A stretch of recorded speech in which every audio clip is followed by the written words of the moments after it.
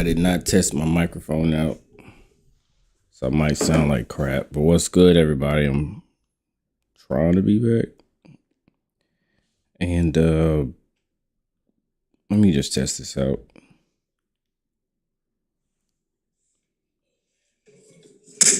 I did not test my microphone out, so it might sound like crap. But what's good, everybody? Yeah, it sounds like it's good. So here I go. Damn, man, I haven't done one of these in, I don't know, months. And so here I go. I want to show everyone my sick cloud skills.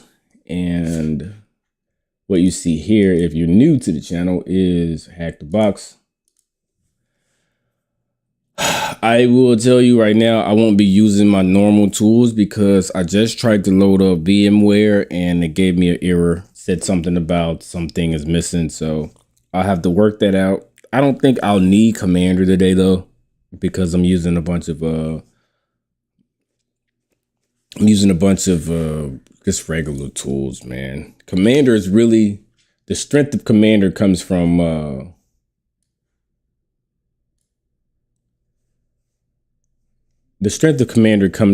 Active Directory, or the other way around.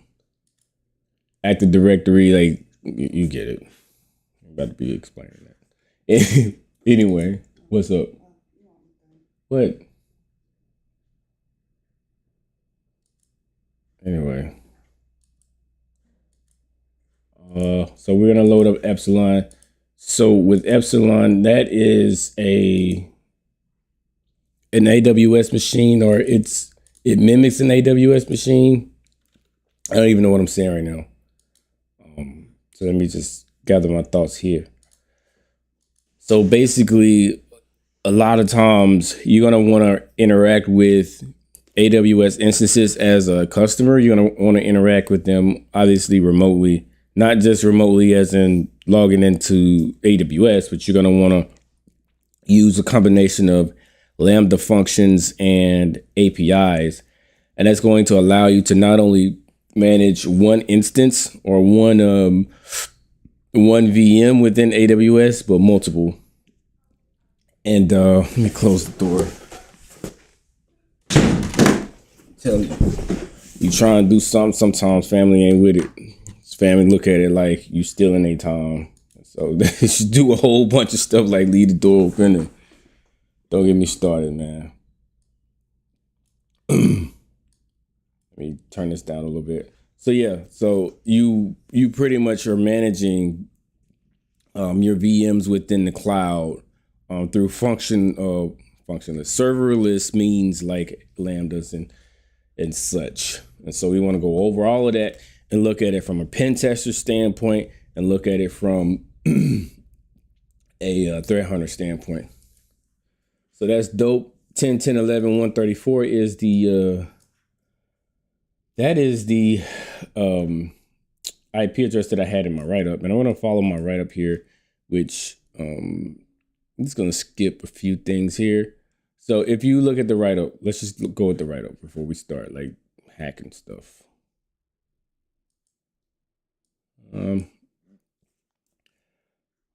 Actually, let's just copy this out. So with cloud, typically you're gonna use mass scan. You're gonna use a combination of mass scan and some kind of domain name, host names. You got to enumerate all of that stuff. The reason being, obviously, is if you are a cloud customer, you want people to go to sites via domain names, which makes sense. It's just the same as regular websites, so nothing's changed there. We're skipping past all of that because this is HackTheBox, and I want to really just get right into the technical detail here. So you see 22, 80, and 5,000 are open here. On 80, you see that there's a Git repository open. So very important there. So Git, obviously, I think we all are advanced enough to know what Git is and the importance of a Git repository when you're not only building regular websites, but websites in the cloud as well. With Git, though, there is a common thing that developers do is they'll mistakenly save credentials in their history, in their log history file, in their Git log file for whatever. reason, and they forget to clean it out. So when we get that initial access, well, when we, no pun intended, but when we get the Git repository, whatever, we'll say, okay, let me look at the Git logs, and we'll find credentials there. And that's what we're about to do here. And so that's the very first important point. My bad for eating, man. It is very early. I know a couple of you guys got up at like, or you were with me at 5 o'clock. I overslept. We got she's not a newborn anymore, but she still kind of cries through the night. And so I was up mad late. Nobody else wanted to get up. Even though I told people that I was having a live stream, but I digress, man. So I woke up like 7:30. Like, boom, I overslept, whatever. All right, Git repositories. Do I got any questions before I keep going? This is a very simple concept for us, right? All right.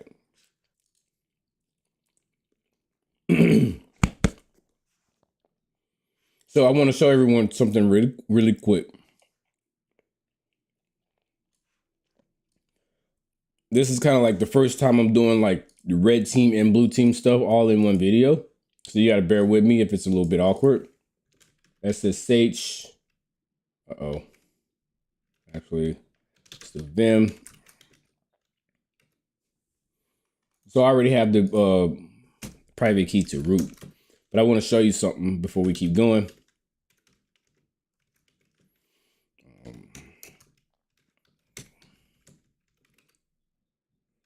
Yes.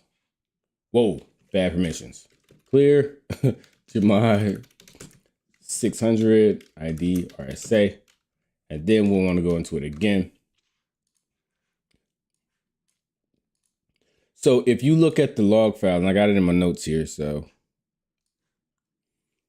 if you don't know what syslog is it's not just for security, but we lean on it heavily as threat hunters when we threat hunt Linux machines.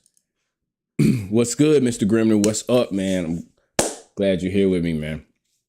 When we threat hunt Linux machines, especially in the cloud, we want to lean on syslog.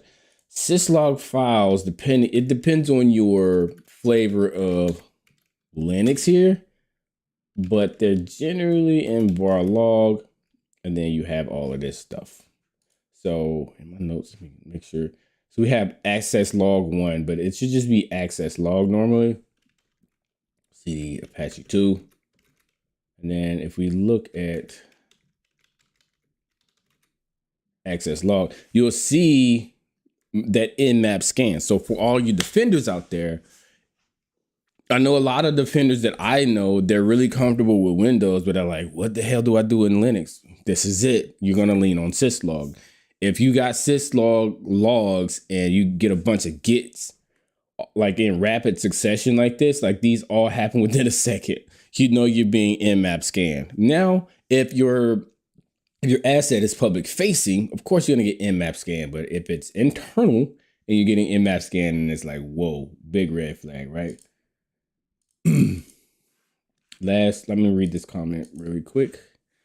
Last time I was here, just before I started my first job in a red team a couple months ago, I think I remember you saying that, man. That's good. A red team job. Do you guys actually do, what's the question I want to ask? So is your job to make the defender stronger? Because what I'm seeing is, especially with the changes in our field, I'm seeing that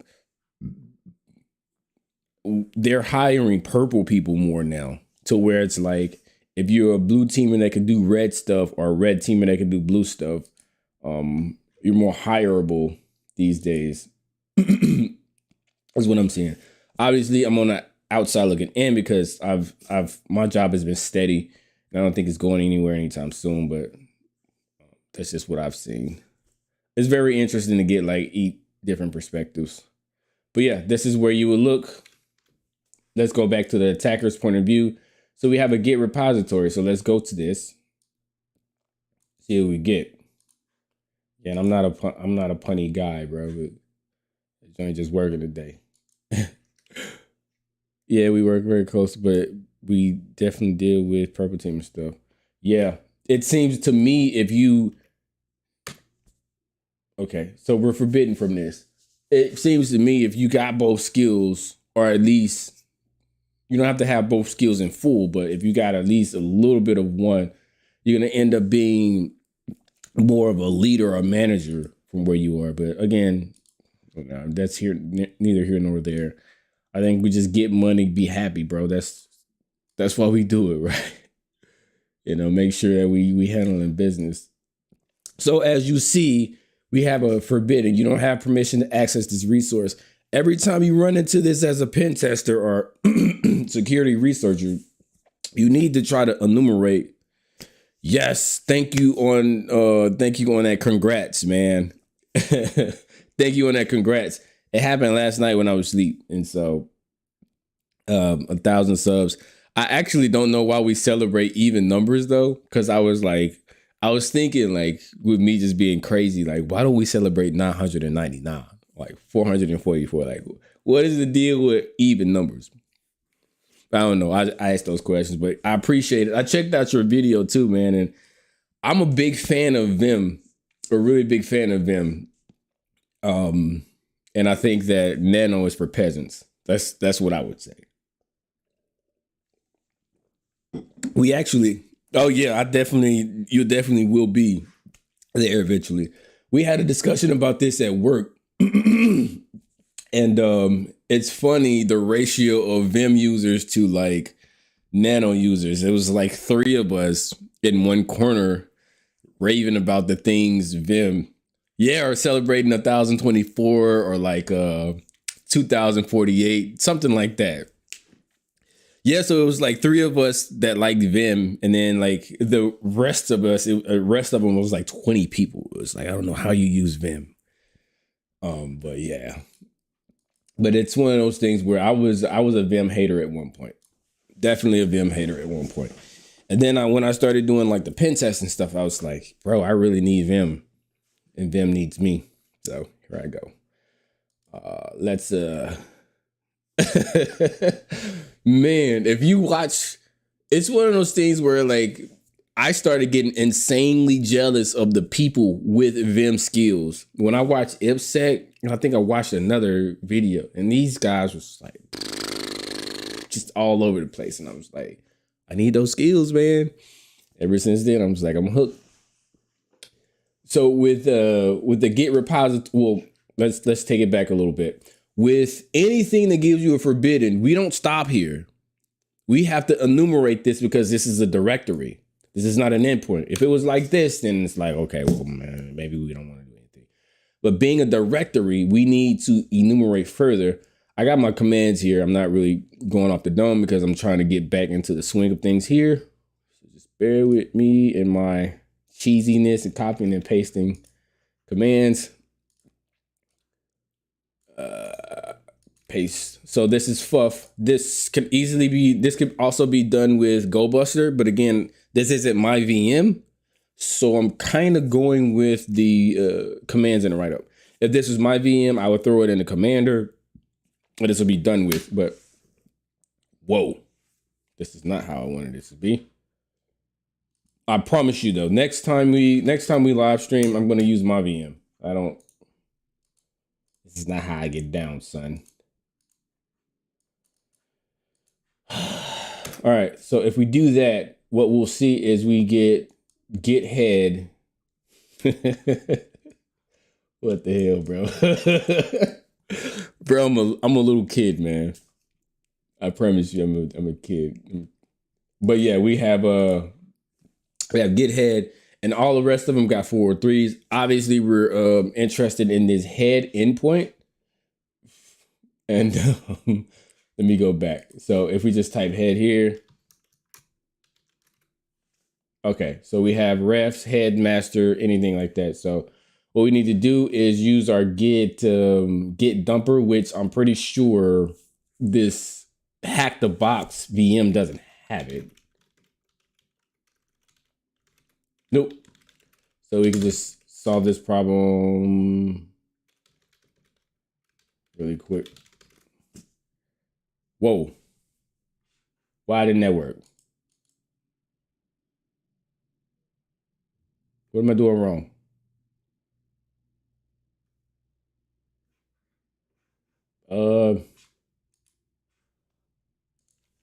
Git dumper. Is it okay?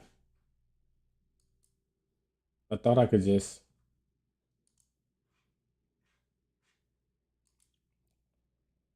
It's pip install. You know, I really get nervous when I have to use pip to install things. I get super nervous. Luckily, this is in my VM, so screw it. But let me tell you something that's not talked about as often as it should be. All of this blood here. Maybe pip 3.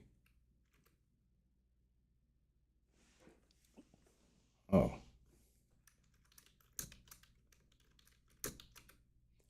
All right, so that's loading up. Okay, we're good.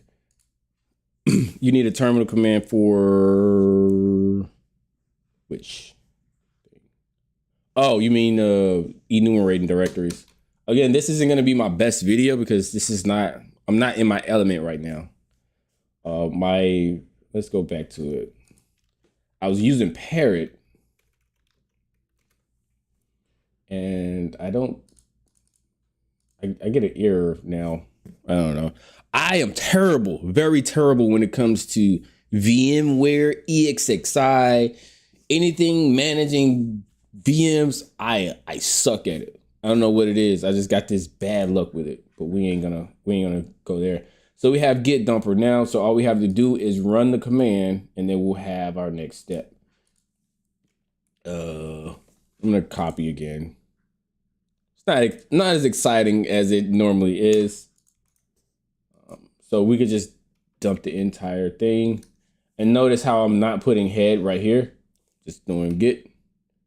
We'll just dump it into a folder called repo. And then we do that. So if we are the blue team, same command, we should see, let's make sure our notes are right. For some reason, this box is set up. Okay, so it should be in there. What? Okay, I just saw it. If you look, there was a yeah, you get it. Logs, right? You see where we went and got the git directory and all of that. So at this point, if you're the blue team and you're seeing all of this stuff happen, it's like, all right, let me just go ahead and block this IP, which is your first step. Now, obviously, you need to block more than just an IP, but you need to start with the IP, right? So back to the attacker. Next step is we got a bunch of stuff in this git folder. Can you guys see that? Let's try to make a profile. I'm very paranoid with things like that. 25. All right, that should be perfect. Thank you. Oh. Word. Yeah, I'm picking up what you putting down, brother. All right. But yeah, so let's look around in this repo. We have two things. Luckily, we have two things. Typically, when you dump a Git repository, you're gonna have a lot of stuff. But I think this box was trying to make a point here. If we look at server.py, what we'll see is a bunch. Actually, let me put that in Vim because we got colors. So if we look at this right off the bat, we'll see that there is a place for a secret key, which we know we're probably dealing with APIs. We have a post, and then so if you're using posts, you're pretty much using APIs. For some of us, that goes without saying, but I think it needs to be said here. We have if request form is username is admin and password is admin. Do the thing here. I currently have to black. I am not confident at all with me. I am not confident with it at all. Yeah, no doubt, brother. When I look at code, I'm gonna always want to look at it in Vim. Always. It's like Vim, and then like number 100 might be like Notepad++. When you're testing APIs, man, I don't know much about it, so I'm not sure what you do. I know from what I understand about APIs is you can't do anything without the key. So if I'm a threat hunter and there is a key that comes across, I don't know if it's, legitimate or not. So I have to go through, I have to backtrack, or I have to what's the word I'm looking for? Go backwards in time to see if other things may have happened, but I digress. So this is happening here. Java Web Tokens, we're going to get into that in a few minutes, but if you try the username and password of admin, it's not going to work. We're not going to do that because I want to just keep moving with the video. This is the code, ladies and gentlemen. It is number one. I would argue that APIs are number one. And I would also add that people are ignoring it. People really are. But it all comes down to protecting your, especially if it's, we do. I think it is an area where, as long as we protect, I don't even know what I'm saying right now. ChatGPT might be able. You mean that code? I was thinking that, but I was thinking of ChatGPT when I was looking at that. So here it is. This is kind of I guess the backbone of the API. In that, let me go down and see if there's a thing here. Okay, here we are. This is the Lambda function. What's good, man? Oh man. Yeah, it's been a minute. It's a long time. With Lambda functions, I'm not gonna get into what a Lambda is, but essentially, as a cloud customer, you have a function that you can. It's kind of like having a script for your VMs. Typically, you need a server and all of that stuff before you manage the rest of your VM. So you need a VM to manage the VMs. But Lambda solved that problem by saying, "Hey, I'm Amazon. I'm going to let you manage your thousands of VMs using this function or command execution." What does that do for attackers? If I can get a hold of your Lambda, now I can do whatever I want to your VMs. And that's just the tip of the iceberg with Lambdas. When they thought of Lambdas, they did not think of the security ramifications. Or if they did, they just was like, yeah, we'll just deal with them. Either way, it is good for us as pen testers. But this isn't a Lambda video because there's a lot. But yes, this is going to be the setup for your AWS command line interface. We don't really have anything right now. I'll tell you right now, other than how the API works is pretty much all we have. And so the next thing that we want to do this every time you download a Git repository. Git log, bro. And what you see here is you have 4 commits, looks like 4.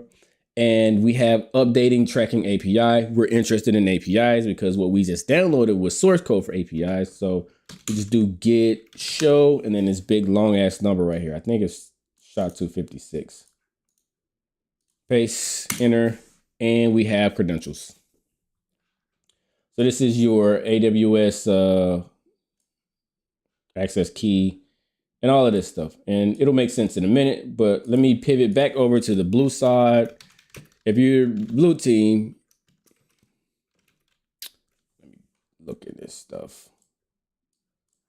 If you're the blue team, if you do ls Lisa, you'll see that there's an AWS directory here. You go in there, you'll see you have config and credentials. Now, people may argue as to, is this the best way to keep your credentials for your AWS command line on your box? I would argue that they probably need to be encoded some way. They just have test here, but I assure you, if you were pen testing a machine, the credentials will be right here. You have your access key and your secret key. They just put test here. I don't know why. And then in your config, you'd have typically this is all you'll see in config, but you can do other things with it. But that's what you'll see in your config there. I hope that made sense. So now that we have credentials, all we have to do is go out of there. I think it is AWS configure. Yeah, and just copy it. Copy this. Oh, wrong one. This is the future, baby.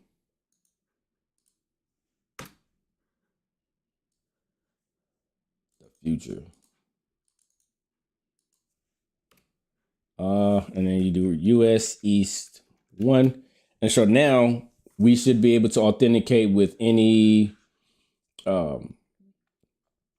endpoints that require APIs with AWS.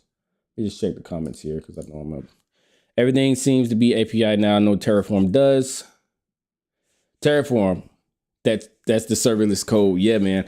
I think I probably want to, the next video that I want to do is going to be Kubernetes, Docker, and Terraform and Ansible. Yeah. Yeah, it's sometimes I think with APIs, it's just, I think anything convenient invites attacks. Anything that is built for convenience. So the next thing I have to do is I'm cheating a little bit because I didn't walk through this, but there's a domain name somewhere, which I don't remember where it was in this box, but this is supposed to be about cloud and APIs only, so I don't really care. At least in this video, it is cloud. Oh, screwed that up. Cloud Epsilon.htb. I wish I could show you guys like some of the notes from. Oh wow, that was dumb. Some of the notes from cloud pen testing from Sands. It's almost. It almost will make your eyes water when you could see when you start to see some of the things that we think it's normal, but attackers, they love it. Have any one of you, and I'm pretty sure you have, authenticated to either Microsoft, you authenticated to Facebook using OAuth. OAuth to me is terrible. And it is terrible because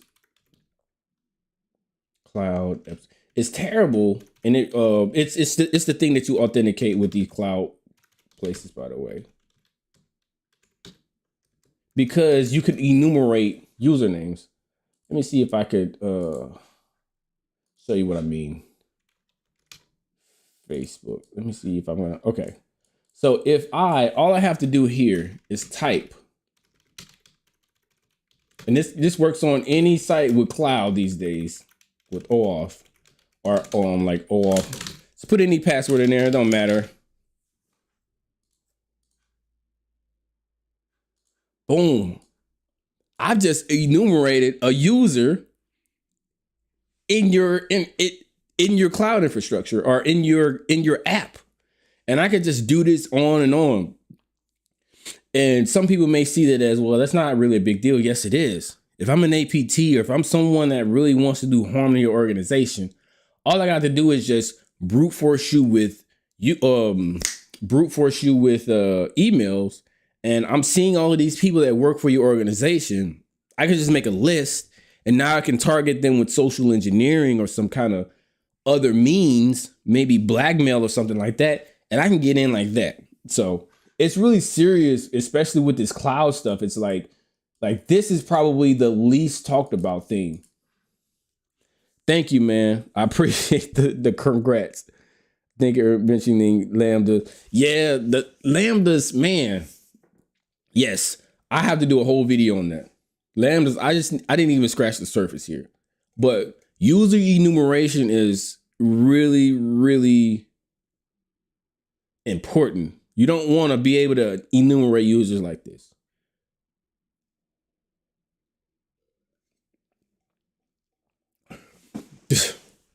Yeah. I mean, I don't know. I don't think anybody. Yes. And I'll tell you, especially with HackTheBox, I can't count how many times I've done it on HackTheBox to get to my next step. I do it all the time. The list goes on and on. Yeah. I'm tracked. Yeah. I feel you, and that's what I'm talking about too. That like saying a username is invalid is not a vulnerability. It's almost a vulnerability. It's like I don't even know the word for it. It's just not good, is what I would say. Well, let me get back to what I was doing. I don't know if some people disagree with that, but I definitely don't. I don't think that there is a reason other than convenience, and the convenience doesn't even pay off that well. Like if I'm screwing up my username and password, just tell me username or password is incorrect. We've been doing it for years, but whatever. So this is the command for this. If you are, I'm still new to cloud pen testing, so I'm not gonna just sit here and tell you that I came up with this command on my own. But I do know what it's doing, and it's super easy to know. At this point, we are interacting with the API here because AWS command line makes it super easy. And we have a Lambda. Now, it's not super easy to know what this is, but as you will see later into this box that there is an automated Lambda that saves that backs up files to a zip file. I think that's right. I don't know. We'll have to see. But yep, API, ladies and gentlemen. The next step is you can see that I have it in my notes here, but you can see that on the blue side, me enumerating the lambdas. But now I need to how did I get there? I'm not seeing how I got there. Oh.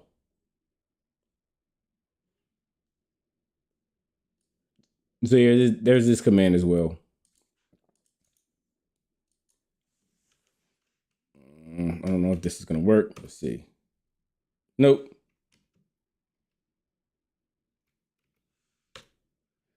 Function name. And so what this is doing, and if you take any cloud pen testing course, let's just go back here for a minute. If you take any cloud pen testing course, what you'll notice is they talk a lot about string manipulation, data manipulation, using JQ, using all those types of things to make the data, to make your output from your API pretty. And that's what this is doing. This is just getting code location from this JSON output. I know that's super obvious, but I think I shouldn't just run commands without explaining what they do. And so now I have the location of that Lambda code. I can just simply wget this.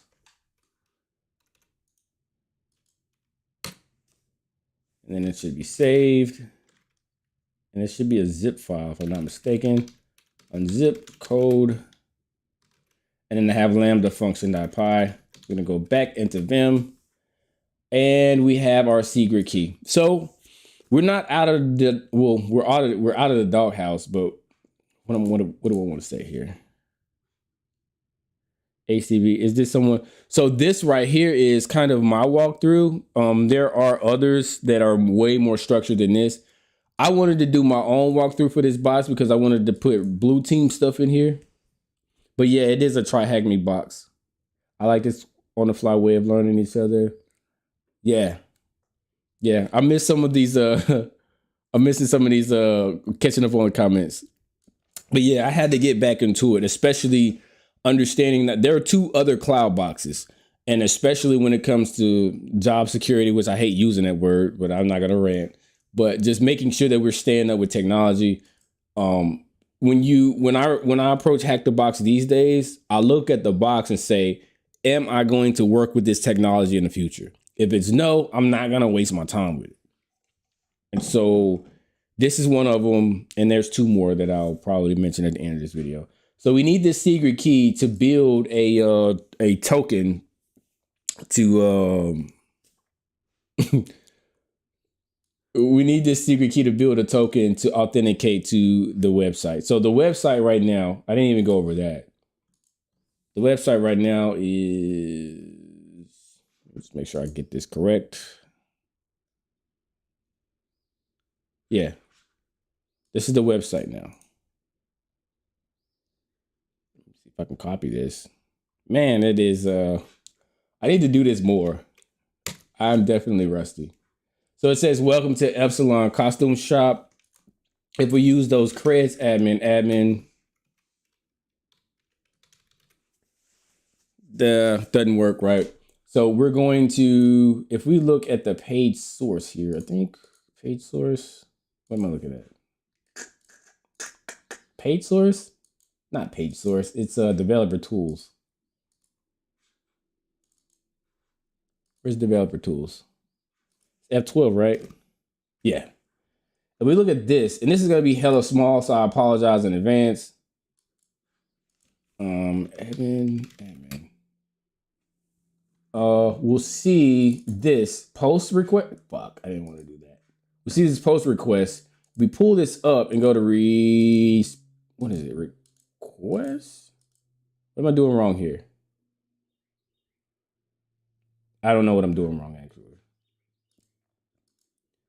In this request, there should be an auth because this is a post. You don't just, I don't know. Maybe this website is jacked up. I got to ask the creator about that.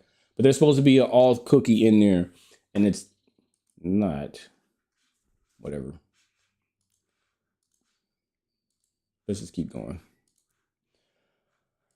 So yeah, let's go back in here. So we have to use this. I already have the command here, but essentially we need to make a Java Web Token. Now, stop me if you never heard of a Java Web Token, a JWT, or whatever the case. But it's just another way to make sure no one, if you have a username and password, they kind of come together to make this web token, but we're going to bypass that. Where are my notes? All right. Python 3, import Java Web Token, and then JWT. And, I'm just going to copy and paste it. Copy and paste it. I ain't going to do all of that. But I just want to make sure everyone understands what's going on. We already had the username of admin from the code that we read. And then this is the secret that comes from that file that we just downloaded. And this together is going to give us a, what do they call these things? My brain is blanking right now. I think it's a cookie. Yeah, it's a cookie. And then we could just go here and the name of the cookie is auth. I'll probably skip that somewhere. And so now we should be able to authenticate to the website. And we don't. I don't know what's going on there. I don't know. I definitely did it in my notes. Oh, we have to go home. Boom, we're in. And we're admin. So that is it there, dude. Would I have, are there any questions about that? What's good, man? What's up, Trent? Which HackTheBox is this one? This is Epsilon. So I'm going to put the name in here. Epsilon. There's two more. Let me look at my, one thing that I do that I think is pretty neat. PDF. I have it, Adobe.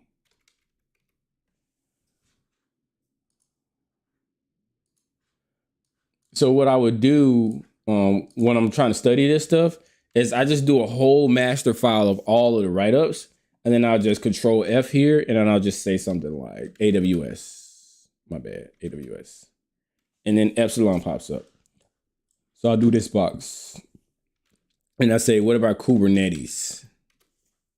Boom. So this box, I'm going to do this box next. It's a Steam Cloud. If you don't know about Kubernetes, Kubernetes is basically the cloud rides on Kubernetes. Like that would not be a cloud without Kubernetes and Terraform and Ansible, obviously, but this is one of those things. What about Azure? Boom. Flustered is going to be the one that we do for Azure. I don't think there are any Terraform boxes, anything with Terraform in it, or Ansible. Nope. Docker, probably so. We ain't doing Docker. So yeah. These are all of the boxes that were created in the year 2022. And I just have them more as like, all right, let me just focus on the cloud ones.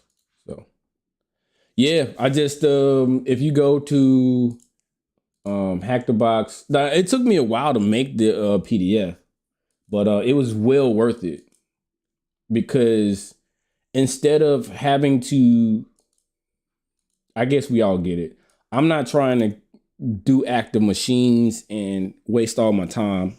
I'm going to focus on the retired ones and then do active machines for fun if I feel like it. But yeah, you just go to one of these and then you download them. I could share that as well if anyone needs it. Go to walkthroughs, and then once I download them, I just take them into Adobe, and then I merge them. Don't want to stream too long. I got an appointment, medical appointment at some point today. I don't want to miss that joint. I don't want to reschedule. So I'm not gonna try to be on here for like hours. Yeah, this just burns me up when I see it. I could definitely share the PDFs. I'm gonna actually I'm gonna share those PDFs, because they've been really good to me. They should be good to someone else. Let's go back into this. Where the hell? This just feels so weird without my VM, man. So weird. So now that we are here, we're gonna just skip right to the server-side template injection, because I kind of want to hurry this up a little bit. Exit. So if we go back to server.py,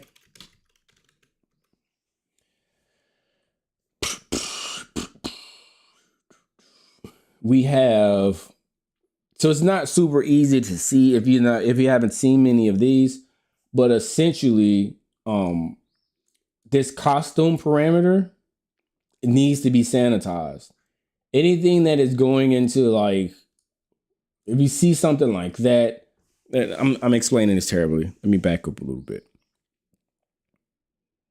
So any string input, I don't care what it is, you have to sanitize that, because what we can do as the attacker is we could take this parameter, which you're going to see in a few seconds, and just put our own stuff in there. And because of how this is using templates, I'm terrible. This is probably my least favorite exploit, because I can't explain it too much, other than the fact that you need to sanitize your inputs. And we're going to actually sanitize it if we have enough time. Are you using the VM provided by HTV? Yeah, I am. Not a big fan, but we are. But yeah, that's the server-side template injection.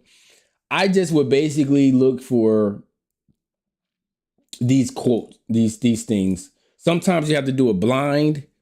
There are a few boxes where you have to do server-side template injection blind. But if you're a real pen tester, I would encourage you to go ahead and get the Burp Suite Professional version. And the reason is that will scan for all of your little server-side template injections, your like, it will scan for all of that. It's called code scanning, I can't think of what it's called, but you know how we manually have to find this stuff with HackTheBox? You don't have to do that with a good tool like Burp Suite Professional. Community won't do it, which is why you can't use Professional on the OSCPs and stuff, because it'll just sniff it right out. Just good stuff to know there. Where were we? Oh, server-side template injection. So what we want to do is, first, let's open up a Burp Suite. And let me just show you the site. So there's order here. So you can order retro sunglasses or whatever. You can enter whatever quantity you want, and then enter the address. We need to pass this to Burp Suite because there is no way to hack this without it that I know of. So we're just gonna go ahead, where the fuck, and send that to Burp Suite. I accept. Next, start burp. I would also tell you, yeah, I'm gonna definitely try to I'm gonna share that VM. I'm gonna share that PDF. I don't know what else I was gonna say, so let's keep going. So I'm gonna click this and Burp Suite should catch it. I remember seeing the costume parameter in there. We have costume equals glasses. I would just even step back and say, try to do your exploits on anything that is a string. If all else fails. And as you notice, we have our cookie here. So every time we post, we should have this cookie to authenticate us and such. Easy peasy, right? So we should be able to say, all right, send that to repeater. And I know my guy Red Blue Labs, if you're still in here, bug bounty. I know you're working on like bug bounty stuff. Like this falls so much in line with bug bounty stuff. It's crazy. I'll never be on that level, I don't think, but yeah. So I did 7 times 7. We should find 49 in here. Yep, your order of 49 has been placed successfully. So we know we have server-side template injection. But again, if you're doing it blind, you just have to like put it in there and see if it works. If it doesn't, just move on. So I'm gonna go straight to my shell now. But this shell is a little bit complicated because I have to put, you're gonna see what I mean. The first thing that I have to do is go here. I've never done it like this before, but this seems to work. Make dir, I do a www folder, enter the www folder, and then I have to put my reverse shell into an index.html file here, which that is not my IP. 10.10.14.15 is my IP. And then I'm a big fan of using 443 because people expect 443 to be encrypted. So a lot of times I won't even check. Once I do that, I need to open up a Python 3 server to 8081 because this VM is weird and things are already running. And then I'll do my, which I don't want it like that. I want it like that. I'm going to do my netcat LVMP 443 here. So yeah, that was a lot. I hope you were following that.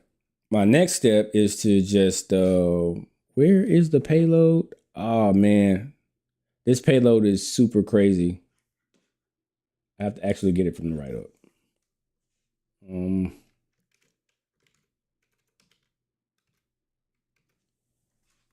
boom, boom. Boom, boom. Oh. All right. Bear with me, man. This is, I'm a little bit rusty. All right. So this is the setup of the, how in the hell do they have the same IP as me? Look at that. Weird. So we want to just put that payload here. And that should work. So I just want to remind everybody about one thing before we get our shell here. What is it? Payload, all the things. And then we go down to SSTI.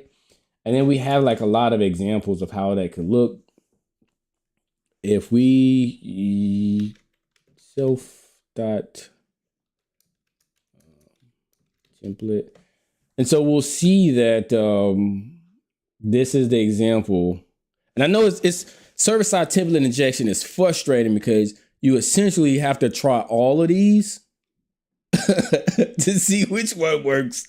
So it's not the most fun exploit to do, but as you see, like the payload is here. So no one just came up with the payload out of nowhere.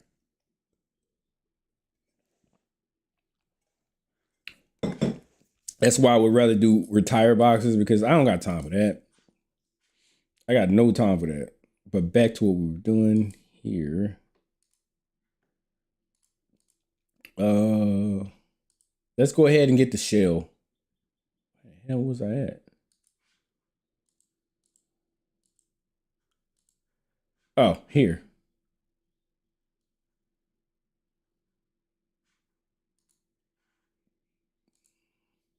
It did not work. So I did something wrong. Oh, here we go. Still wrong.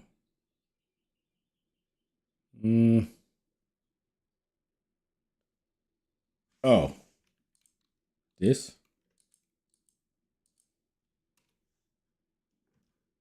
What? Still wrong. Oh, okay. I use 8081. That's really important.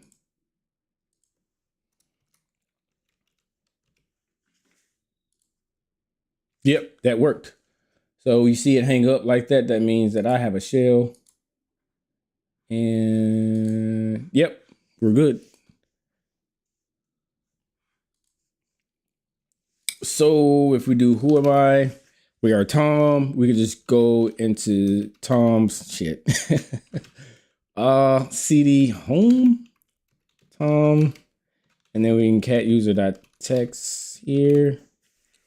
Boom. So if we go into our defender kind of mode, or my threat hunter mode, which I want to make sure that it's good for everybody here. I got my notes over here again. Defending against these types of attacks, it gets annoying and it gets weird. I'm not gonna really probably have to do a whole video on this, but I just want to show you where my mind is here, where you should be looking as a CD HTMLs. All right, this is not it. Okay, so it really is app.py. It's just the way that they coded it. So I'm gonna do vim app.py. What you would notice is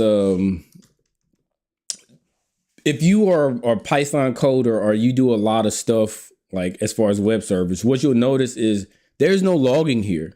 So there are no sysmon logs that are taking you from what I want to say here. There are no sysmon logs that will there are no syslog logs that are logging for this web app.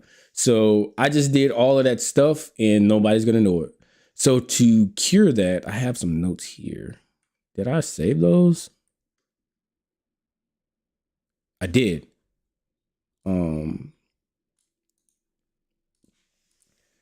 To make sure that your web app, your custom web app is secure, you want to add these lines.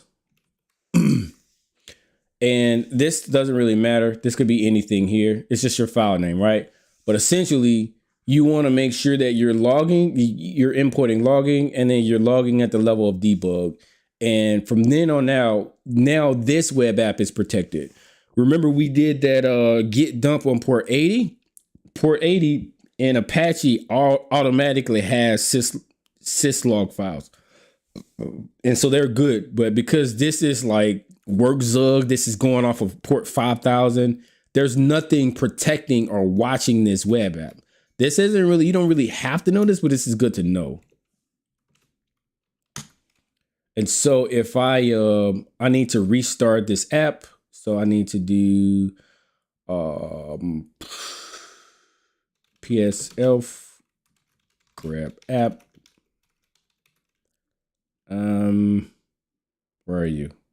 It's 980. So I need to do kill tech up 980. And then just do that again. Okay, I don't know why they didn't restart. But Python 3 app py. And so if I try to do that whole exploit again, shit. What am I doing? Delete.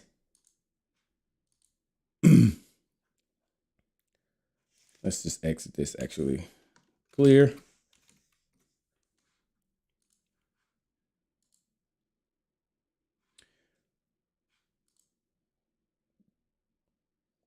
Did you see that? I have root now.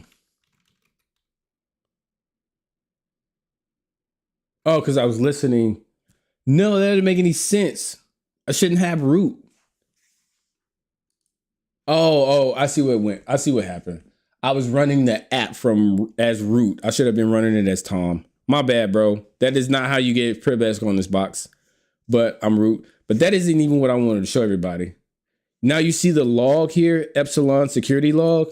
Now we've successfully logged for that application. Before then, there's no way to do that because the coder didn't put it in there. Oh, what the hell? Why did that happen? Epsilon security log. It didn't log. I don't know why. Oh, it doesn't log. It's weird. It doesn't log until the attacker kills the connection, which is weird. I think. Let's just exit. Oh man, I'm screwing this up. I'm screwing it up really bad because the app is supposed to be running as Tom.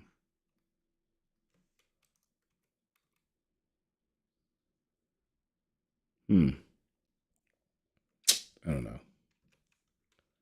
It should be logged now. Yep. So this is me doing my thing now. There are no payloads in here, so you can't just be like, oh, well, that was server-side template injection. But if you know that this IP is suspicious, you know that it tried to post to our website, and then we could just block it from there. I don't know what the rest of this stuff is. I probably screwed something up. Do you think you could do a video stream on note taking and reporting? I'm going to note that too. So I owe you guys a PDF and then a note taking and reporting thingy, which owe you that. I hope that was helpful. A lot of people don't understand how to threat hunt in Linux. That's how you would do that. There are ways to log more than just the post, but I just wanted to show you how to set up your custom web apps out there because they are custom and everything like that. Yeah. Since I already have root, I don't think there's any utility in going through how to get root, especially because it doesn't have anything to do with cloud. So I'm going to skip that part. But if you want to know, this box used some kind of, there was a, there's a script running. I think it is, let me see. It's the Privesc here is kind of cheesy a little bit. User bin backup shcd user bin. Typically, like you got your server admins out there. They're gonna go and find something that does this for them. They're not gonna try to code it themselves. Normally. So that's why I was like, when I saw this Privesc, it was kind of weird. But essentially what happens is you have to put a symbolic link into, I don't know. Go watch the video for EBSEC. This has nothing to do with cloud, so I don't really want to walk through that.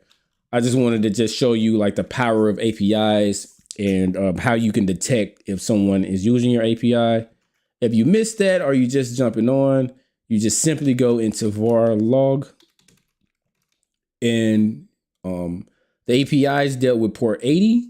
So that's our Apache is running on port 80. And then you just look at all of these logs. Cat other vhosts. I've never seen things be logged like that. But this is where we interacted using, I don't know if AWS. Okay, so it does count as an API. How are we using that?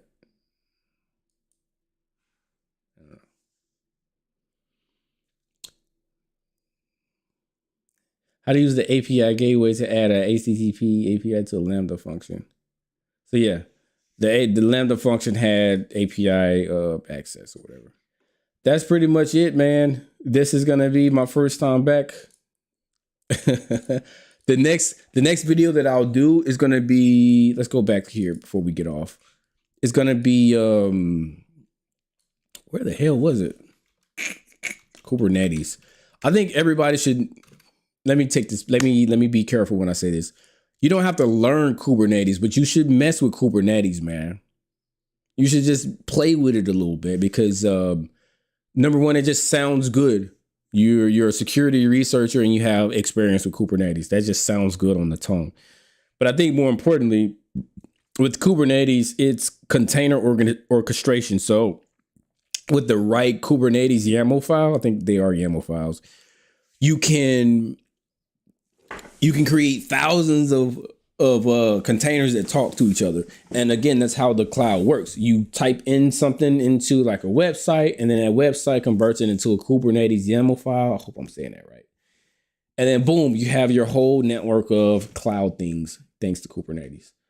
Kubernetes can be hacked if there was a situation that happened. Tesla Kubernetes hack. This is it.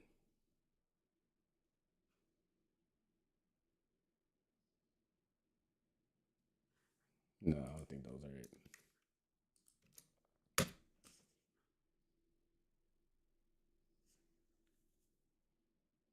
Or is it it? Let's see what year this was.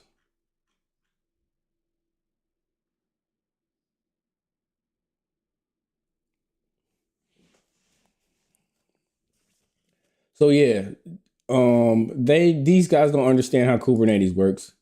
Kubernetes doesn't have a password, bro. The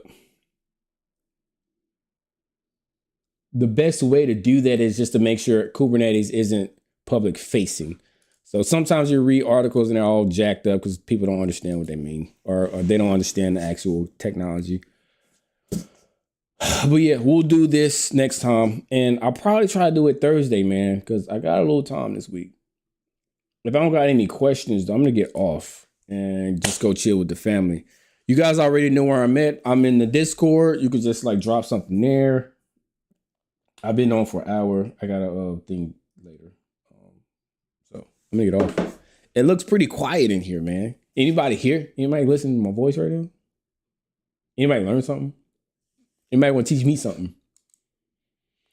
Looks like I got 2 concurrent viewers. Epsilon is a really fun box. Okay, yeah, no doubt, no doubt. Epsilon is a really fun box. I'm gonna just like go ahead and before I get off, just recommend this as well. And then there was one more. This isn't really Azure here. It's more like a emulator for Azure. I don't know. There's that SSTI again. I just want to say this and I want to get off. When it comes to cloud, I think of server-side request forgery. I don't think of SSTI. But HackTheBox.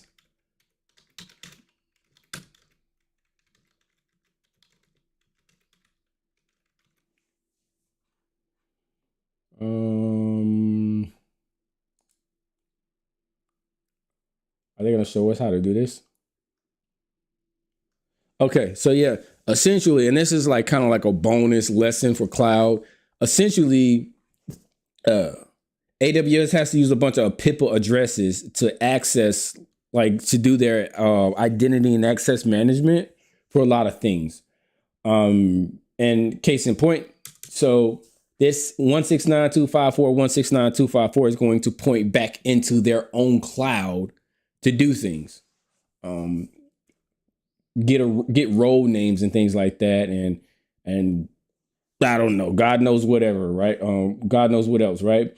So what attackers started doing is saying, okay, well, I see this a PIP address. I should be able to look at other files within your cloud infrastructure, not the customer's cloud. This is in AWS's infrastructure, right? Like big no, right? We don't want that. So what they started doing is they said, okay, first we need a put request. There has to be no doubt, straight up put request before you make any type of a PIPA GET request. So you'll see that here. You'll see a put request or whatever the case. Once that occurs, there is a negotiation, give you a token that lasts 6 hours. And I don't even see that here. I don't even see it here. But the token lasts 6 hours. And between that 6 hours, you can interact via API with that resource, whatever you're doing there. For attackers, obviously, to get into a situation like that, you just have to take over the whole account. As defenders and threat hunters, we need to know that A, these tokens shouldn't last more than 6 hours, and then B, these are very advanced functions. So we could start asking the question, like, who's using an API? Who's accessing AWS like actual resources here? And if you can't get an answer, then you're like, okay, well, we might have an APT here. So there's that. And then one final thing is, like, if I were to take over a VM, right? Let's say I took over, company access. No doubt, man. I'm going to answer that question in a few seconds. If you take over a VM that's really important to a customer, you can make that into a router. We should be able to Google that. Create, make Linux VM a router. I don't know if I'm going to get anything here. Yes. So yeah, you can enable IP forwarding, all that stuff. This is the documentation here. But essentially, what you're doing is just making it a router. It gets certain traffic and then it pivots it to some other resource. So as threat hunters, as people that like know what we're doing, we need to make sure that none of these artifacts are in the VM. So that's another way to secure the cloud, bro. I got you. Don't even worry about it. You always gonna have a job. Just keep watching me, bro. Keep watching me. Let me answer that question and I'm gonna get off. So the Sans Cloud course, I already did a video on it. Go back and kind of like watch the video if you want a more organized version of this. But my guy, I haven't actually met him, but I think he's a pretty good dude, man. Moses Renegade. When he taught the course, he didn't make it corny, bro. It didn't feel like corny or forced.